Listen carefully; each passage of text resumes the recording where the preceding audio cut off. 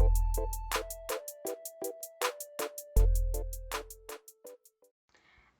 gente, tudo bem com vocês? Eu me chamo Lauren Gabriele e vamos para mais uma aula de redação. Agora, o assunto dessa aula, eu acredito que seja o maior medo do vestibulando quando vai escrever uma redação, que é justamente a fuga parcial ou total do tema.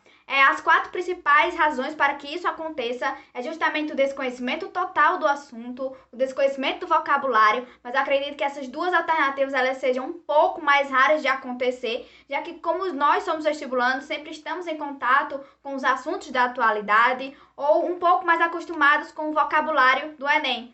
Então, a gente vai trabalhar com esses 2 últimos tópicos, que é justamente a desatenção na leitura e a dificuldade de abstração.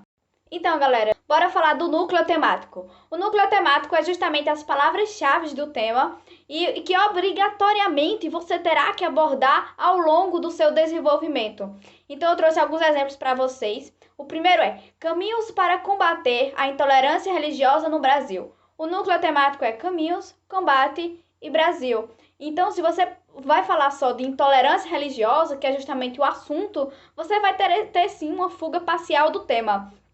E eu abro um parêntese para falar desse tipo de tema que traz caminhos para combater ou alternativas para combater, porque esse tipo de tema você precisa trazer o caminho ao longo do seu desenvolvimento. Não precisa ser nos seus 2 desenvolvimentos, pode ser em apenas um, mas é necessário que você traga. Então, bora trazer um exemplo. Por exemplo, nesse tema, a gente problematizar a escola, dizer que a escola ela não provoca o senso crítico dos alunos, que ela não debate sobre religião, que ela impõe uma religião.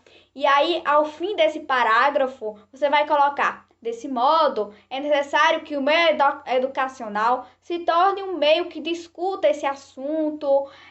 Então, você vai dizer o que é preciso, o caminho que deverá acontecer para mudar esse cenário, mas você não vai detalhar a sua proposta.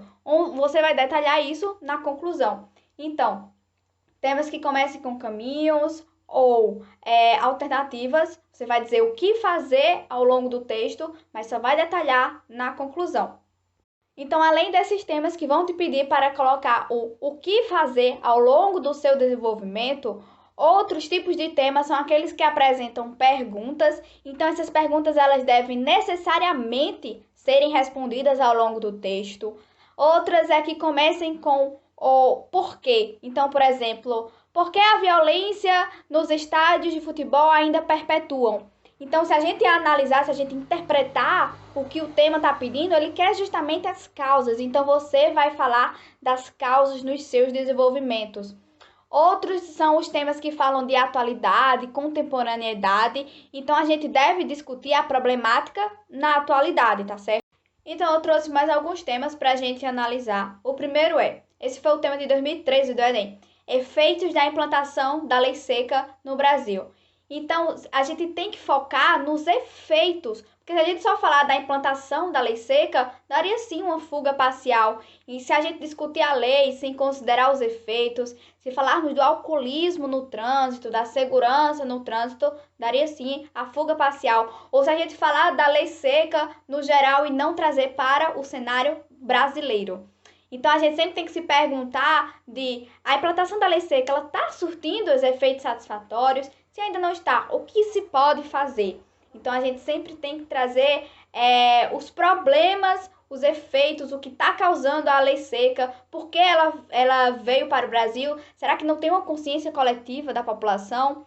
O outro tema é a persistência da violência contra a mulher na sociedade brasileira. É a mesma coisa. Se a gente não tratar a violência contra a mulher como uma coisa persistente, como uma coisa que vem acontecendo há anos, então daria sim uma fuga parcial. Se falarmos de feminismo ou machismo sem relacionar com o tema, então daria também uma fuga. Se discutirmos a Lei Maria da Penha, o feminicídio, sem relacionar com a persistência.